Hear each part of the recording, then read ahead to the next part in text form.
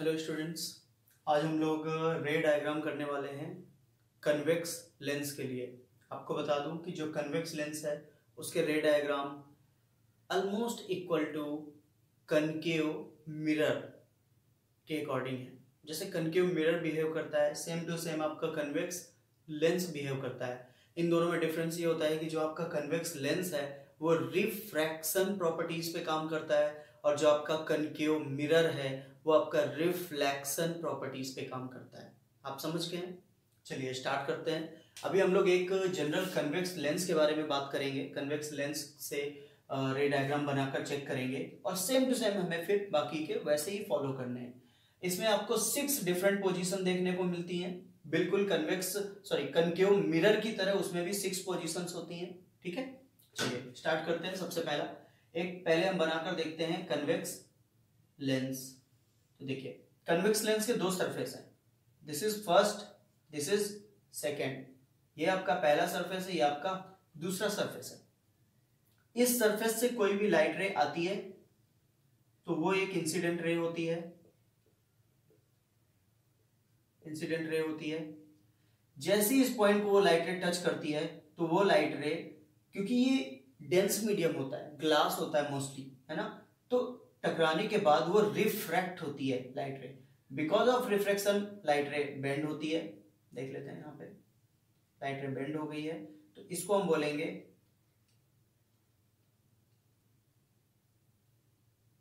Refracted रे। और इस रिफ्रैक्शन के बाद जब वो लाइट इस ग्लास मीडियम से बाहर निकलती है वापस से सेम मीडियम या रेयर मीडियम में, तो उस केस में हम उसको क्या बोलते हैं?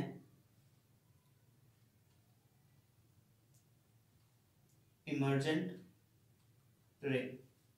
ठीक है, चलिए यहां कुछ और चीजें देखने वाली हैं।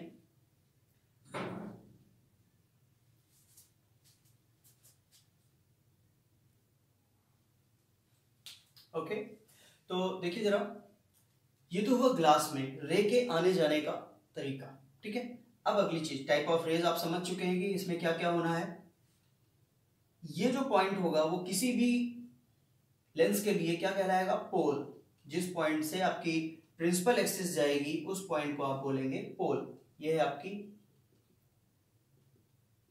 Principal axis, this point is known as pole. Okay, अब जरा देखें, एक बात आपने याद रखना है, जिस तरह कनकेव मिरर में हमारा क्या था कि कोई भी लाइट रे अगर वो पैरेलल आती है किसके साथ? प्रिंसिपल एक्सिस के साथ। अगर वो लाइट रे क्या है? पैरेलल है, तो वो हमेशा कहां से होकर जाएगी? इस साइड, फोकस से होकर के जाएगी। समझ में आ रहा है? अगर वो पैरेलल आ रही है तो एक चीज फिक्स है कि वो कहां से होकर जाएगी? फोकस से होकर जाएगी। और किसी भी रे डायग्राम को बनाने के लिए हमें ये ध्यान देना है कि हमारा जो लाइट रे है, एक लाइट रे तो पैरेलल आएगी ही आएगी प्रिंसिपल एक्सिस के। दूसरी लाइट रे हमें कहां से ले जानी होगी? अगर कोई भी ऑब्जेक्ट है, सपोज ये ऑब्जेक्ट है और ये यहां पर खड़ा हुआ है, तो उस केस में दूसरी लाइट रे हमारी कहां से होकर जाएगी? पोल से होकर के जाएगी। ये दो चीजें बिल्कुल दिमाग में बिठा लीजिए, एक लाइट रे पैरेलल आनी चाहिए ऑब्जेक्ट से, दूसरी लाइट रे पोल से जानी चाहिए, और आपका रे डायग्राम बनकर बिल्कुल तैयार हो जाएगा। चलिए इसको हटाता हूं, फिर स्टार्ट करते हैं। ओके, देखिए यहां पर मैंने 2 डायग्राम बनाए हुए हैं क्योंकि हमें 2 पोजीशन एक साथ अंडरस्टूड करनी है। ओके, चलिए सबसे पहला ऑब्जेक्ट की पोजीशन डिसाइड करते हैं। तो ऑब्जेक्ट की पोजीशन प्राइमरी लेवल पर हम लोग रखेंगे इन्फिनिटी पे। ठीक है, चलिए हमने इन्फिनिटी पे कोई सन ले लिया है, ये हो गई मेरी ऑब्जेक्ट की पोजीशन। अब एक चीज हमें पता होना चाहिए, अगर कोई भी चीज इन्फिनिटी पे है तो उससे आने वाली जो रे होती है वो हमेशा ही पैरेलल आएंगी। किसी भी ऑब्जेक्ट के बिहाफ पर, किसी भी मिरर के बिहाफ पे, किसी भी लेंस के बिहाफ पे अगर इन्फिनिटी से आ रही तो पैरेलल आएंगी।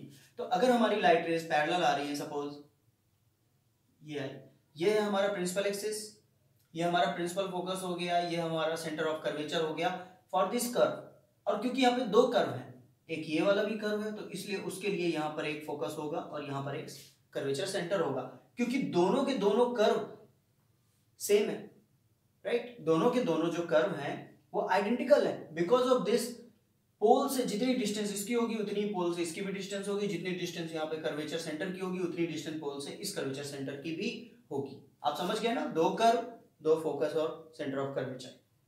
चलिए, हमें इन दोनों की जरूरत है क्योंकि एक तरफ हमारा ऑब्जेक्ट होगा और दूसरी तरफ हमारी इमेज फॉर्म हो रही होगी, इसलिए हमें दोनों को रखना है। हमारी पैरेलल रेज आ रही है, एक और रेज पैरेलल आएगी, वो यहां पर आ रही है। तो जो यहां पर पैरेलल रेज आएगी, तो जरा देखिए, इसका नॉर्मल ये होगा और इसका नॉर्मल ये हो गया। This is normal, normal. अब ये लाइट रे बेंड कर जाएगी क्योंकि हमें पता है कि ये नॉर्मल अगर ये है तो ये लाइट रे इसकी तरफ बेंड होगी। क्यों? क्योंकि ये वाला मीडियम डेंस है और ये वाला रेयर है। लिख देता हूं फिलहाल के लिए एयर, ग्लास। अब देखिए जरा, इस पॉइंट के लिए हमारा नॉर्मल ये बनेगा।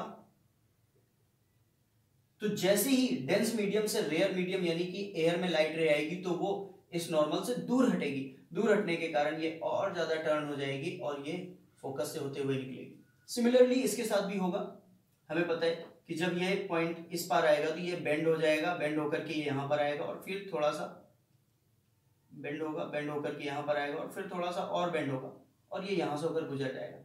दोनों लाइट रेज एक दूसरे को कहां पर कट कर रही हैं? देखिए, क्योंकि ये रिफ्रैक्शन है तो आर पार हो रही है। मिरर वाले रिफ्लेक्शन में क्या था? टकरा करके रिफ्लेक्ट हो रही थी। तो सेम टू सेम है, अगर आपका ऑब्जेक्ट कहां पर है? इंफिनिटी पर है, तो उसकी इमेज आई कहां पर बन रही है? दिस इज आई, बन रही है फोकस पर। तो एक चीज तो क्लियर हो गया कि जो आपकी इमेज की पोजीशन होगी वो फोकस पर होगी। अब इस इमेज का नेचर क्या है? नेचर के बारे में बात करते हैं। इस इमेज का नेचर है आपका, देखते हैं। पहले तो देखिए, पॉइंट साइज बन रही है, सारी की सारी यहीं पर कन्वर्ज होकर के आ रही है फोकस पर। तो जो भी इमेज बनेगी वो छोटी बनेगी, चाहे ऑब्जेक्ट कितना भी बड़ा हो। तो हम यहां पर लिख सकते हैं हाईली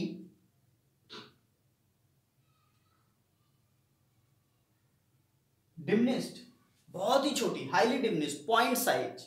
दूसरी चीज, ये इमेज कैसी है? उल्टा या सीधा? ये इमेज जब आप अच्छे से ऑब्जर्व करेंगे तो आपको पता चलेगा कि ये इमेज इन्वर्टेड है, उल्टा है।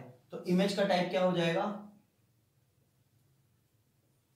इन्वर्टेड। तीसरी चीज, इस इमेज को हम लेंस के इस पार किसी भी स्क्रीन पर पा सकते हैं। अगर मेरे पास कोई स्क्रीन है तो मैं स्क्रीन पर उसकी इमेज को पा सकता हूं। That means it is a real image. कैसी होगी ये? रियल इमेज होगी। तो ये तीनों चीजें हमारे पहले वाले ऑब्जेक्ट पोजीशन के हिसाब से फिक्स हो जाती हैं। आपको समझ में आ गया है? अब दूसरा, ठीक इसी का अपोजिट। इस बार ऑब्जेक्ट को हम कहां पर रखेंगे? फोकस पे रखेंगे। ठीक है, इस बार ऑब्जेक्ट को मैंने कहां रख दिया है? फोकस पे रख दिया है। जैसा कि मैंने आपको बताया था कि ऑब्जेक्ट जहां भी होगा उस ऑब्जेक्ट से एक लाइट रे कैसी आनी चाहिए? पैरेलल। और एक चीज क्लियर हो चुका है कि अगर वो लाइट रे पैरेलल आ रही है तो आफ्टर रिफ्रैक्शन देन इमर्जेंस, और वो लाइट रे कहां से जाएगी? आपके फोकस से होकर के जाएगी। क्लियर है? दूसरी चीज, दूसरी लाइट रे हमेशा कहां से जानी चाहिए? आपकी पोल से होकर के जानी चाहिए। याद रखिएगा, पोल से होकर जाने वाली लाइट रे पर इमर्जेंस या फिर रिफ्रैक्शन का कोई इफेक्ट नहीं पड़ता क्योंकि वो बराबर हो जाता है। और कैसे बराबर हो जाता है देख लेते हैं, थोड़ा सा समझ लेते हैं। देखिए, ये लाइट रे यहां से आ रही है, इस पॉइंट पर आपका जो नॉर्मल बनेगा वो कुछ ऐसा बनेगा, सॉरी, नॉर्मल कुछ ऐसा बनेगा। तो ये लाइट रे बेंड होगी इसकी तरफ और ये ऐसे जा रही होगी, यहां पर टकराएगी। इस जगह पर जो नॉर्मल बनेगा वो आपका ऐसा बनेगा, और जब ऐसा नॉर्मल बनेगा तो ये इससे थोड़ा सा दूर हटेगी। दूर हट करके जिस एंगल पर आ करके ये इधर बेंड हुई थी उतना ही ये बाहर की तरफ रेयर मीडियम में चली जाएगी और इसको जिधर जाना चाहिए था ऐसे थोड़ा सा। अभी हम इसको ना जूम करके देख लेंगे, फिलहाल मैं रे डायग्राम कंप्लीट करना चाहूंगा।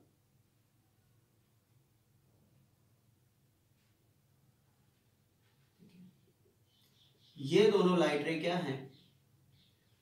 पैरेलल है। और पैरेलल लाइट रे इन्फिनिटी तक अगर सीधी जाएं तो भी उन्हें क्रॉस तो करना नहीं है। इसका मतलब एक ब्लर सी इमेज इन्फिनिटी पर जाकर के बनेगी, यानी कि इमेज की पोजीशन आपको कहां मिल चुकी है? इन्फिनिटी पे मिल चुकी है। तो इसका मतलब ये हुआ कि जो जितनी ज्यादा दूर इमेज बनेगी किसी भी लेंस से वो उतनी ज्यादा बड़ी होगी, तो ये हो जाएगी लार्ज, या फिर हम बोल सकते हैं हाईली इनलार्ज्ड। दूसरी चीज रियल, क्योंकि अगर मेरे पास कोई स्क्रीन होता, मान लीजिए कि आपका स्पेस ही स्क्रीन है, तो ये इमेज वहां पर हमें दिखाई देगी रियल। और साथ ही साथ इनवर्टेड। याद रखिएगा ये सब प्रैक्टिकल बेस्ड स्टडी है, इन चीजों को करके देखा जा सकता है।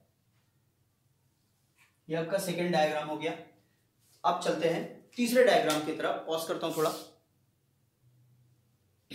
ओके, अगला ऑब्जेक्ट का जो पोजीशन है हम लोग ले लेते हैं कहां पर, मान लेते हैं कि वो हमारा ऑब्जेक्ट कहां पर है, सेंटर ऑफ कर्वेचर पे रखा हुआ है।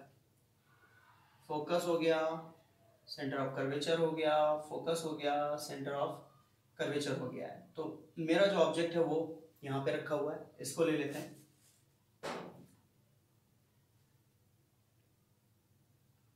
ओके, इसकी जगह कुछ चेंजेस करना चाहता हूं मैं, बियॉन्ड कर लेते हैं, बियॉन्ड सेंटर ऑफ कर्वेचर। मेरा ऑब्जेक्ट अभी यहां पर आ जाएगा। चलिए, हमें पता है कि एक लाइन को हमें पोल से होकर लेकर जाना है और एक लाइन को हमें पैरेलल टू प्रिंसिपल एक्सिस लेकर आना है।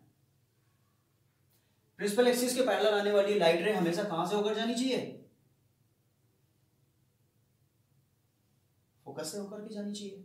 दूसरी चीज, पोल से जाने वाली जो लाइट रे होगी वो तो पोल से होगी और अनअफेक्टेड होगी। इस चीज को अभी हम लोग जस्टिफाई भी करेंगे कि पोल से जाने वाली लाइट रे अनअफेक्टेड क्यों है। ये देखिए, यहां पे एक दूसरे को कट कर रहे हैं, तो this is your image and this is your object. Image कहां बन गई है, एफ और सी के बीच में, यानी कि image is between C and F. Curvature centre और फोकस के बीच में बनेगी इमेज, बिहाइंड द लेंस बन रही है ना, बिहाइंड द लेंस बोल सकते हैं हम इसको। तो इसका मतलब है कि पहली चीज तो उल्टा बनी हुई है, इन्वर्टेड, इन्वर्टेड हो गई है। दूसरी, अगर मैं यहां पर अपनी स्क्रीन लगा देता तो मुझे इस इमेज को स्क्रीन पर मिल सकती थी मुझे, है ना, यानी कि रियल है, ये रियल इमेज बन गई है। और तीसरी चीज, ऑब्जेक्ट की जो हाइट है उससे इसकी हाइट कम है। क्यों, क्योंकि पोल से जितनी दूर ऑब्जेक्ट है उससे ये ज्यादा नजदीक है, और पोल से जितना नजदीक आता जाएगा इमेज उतनी ही बड़ी बनती चली, इमेज उतनी छोटी होती चली जाएगी। So it is a diminished. आप समझ गए होंगे, इमेज छोटी बन गई है। अब आते हैं चौथी पोजीशन पे। चौथी पोजीशन इसके अपोजिट है, जहां इमेज थी उसको हम ऑब्जेक्ट की पोजीशन बना देते हैं। मिल गया मुझे सी एफ, एफ और सी। चलिए, इस बार ऑब्जेक्ट को सी और एफ के बीच में रख लेते हैं। देखिए क्या होगा, जो पैरेलल आएगी वो कहां से होकर जाएगी, ये तो हमने पहले ही फिक्स कर लिया है कि जो पैरेलल आएगी वो हमेशा ही फोकस से होते हुए जाएगी, और जो पोल से जाएगी वो अनअफेक्टेड होते हुए पोल से होते हुए चली जाएगी इधर। ये दोनों इधर कट कर रही है एक दूसरे को। देखिए यहां पर ये हो गया आपका ऑब्जेक्ट, सॉरी ये बन गई है आपकी इमेज, और ये है आपका ऑब्जेक्ट। ऑब्जेक्ट की हाइट कम है, इमेज की हाइट ज्यादा है। पोल से इमेज की डिस्टेंस ज्यादा है और ऑब्जेक्ट की डिस्टेंस कम है।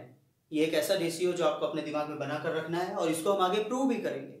इनकी हाइट से रिलेटेड, इनकी डिस्टेंस से देखेंगे, ठीक है ना, इसके रिलेशन दिए हुए हैं। तो जब भी हम अभी लेंस के फॉर्मूलाज वगैरह करेंगे, न्यूमेरिकल करेंगे, तो वहां पर हमें ये सब प्रैक्टिकली देखने को मिलेगा। फिलहाल हमें दिमाग में बिठाना है। तो ये आपको मिल गया। देखिए ऑब्जेक्ट, पहली चीज है इन्वर्टेड यानी उल्टा है, दूसरी चीज इनलार्ज्ड है, तीसरी चीज रियल है। ओके, अगर मैं यहाँ पर स्क्रीन रखूं तो मुझे ये इमेज स्क्रीन पर मिल जाएगी। देखते हैं, तो ये कहां पर था हमारा, बिटवीन सी एंड एफ था हमारा ऑब्जेक्ट। कहां था, सी और एफ के बीच में था। दूसरी चीज, इमेज कहां पर बन रही है, बियॉन्ड सी बन रही है, तो इमेज मेरी बन गई है बियॉन्ड सी। और तीसरी चीज है, इमेज मुझे जो मिली है वो इन्वर्टेड है, रियल है और इनलार्ज्ड है, बड़ी है। चलिए, पांचवी पोजीशन के लिए हम लोग अप्रोच कर रहे हैं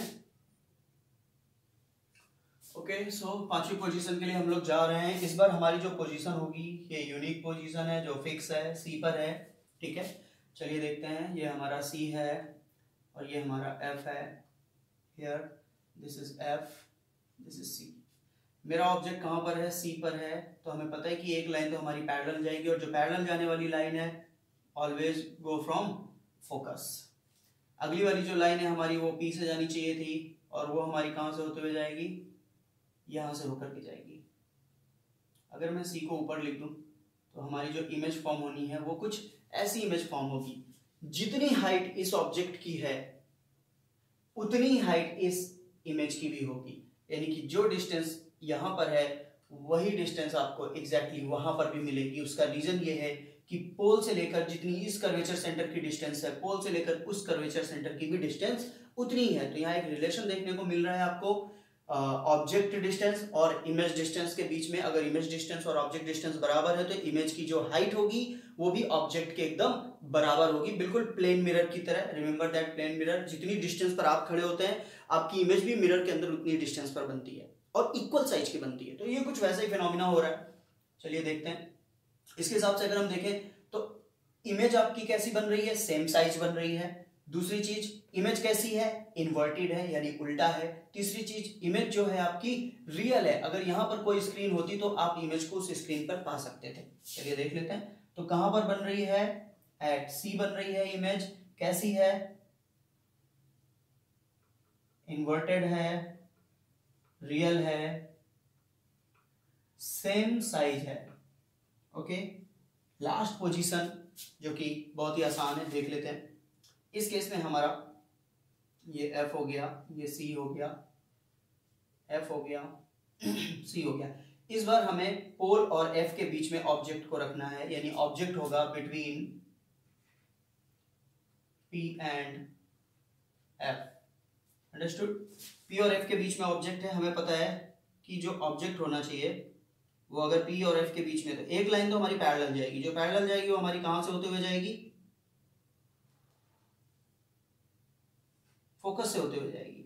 चलिए, फोकस से होते हुए एक लाइट रे चली गई है। दूसरी लाइट रे हमारी कहां से जानी चाहिए? पोल से होकर के जाएगी। तो जरा देखिए, पोल से होकर जा रही है। ये लाइट रे इधर जा रही है और ये लाइट रे इधर जा रही है। They will never meet each other, है ना? एक दूसरे को कभी नहीं मिलने वाली है। इसका मतलब एक चीज तो क्लियर है। अब ये लाइट रे, थोड़ा सा इसको मैं और सीधा कर देता हूं। ये लाइट रे जो है आपकी आगे ना मिल करके पीछे मिलेगी, बिटवीन पी एंड एफ। अगर बिटवीन पी एंड एफ है तो ये भी आपकी इमेज कहां फॉर्म हो रही है? Between P and F form हो रही है।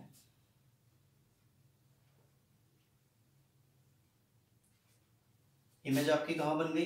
ये। ऑब्जेक्ट कहां है? ये। जिधर ऑब्जेक्ट उधर ही इमेज, यानी कि फ्रंट ऑफ द लेंस।